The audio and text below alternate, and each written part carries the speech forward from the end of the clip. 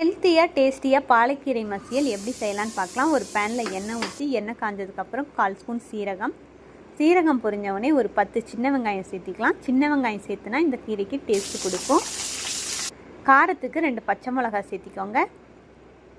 வெங்காயம் நல்லா வணங்கினதுக்கப்புறம் பழுத்ததாக ஒரு தக்காளி இதில் சேர்த்திக்கலாம்.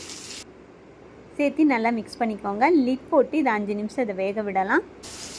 வெங்காயம் தக்காளி எல்லாம் நல்லா வணங்கினதுக்கப்புறம் நம்ம க்ளீன் பண்ணி வச்சுருக்க கீரையை பொடுசாக இதில் கட் பண்ணி இதில் சேர்த்திக்கோங்க.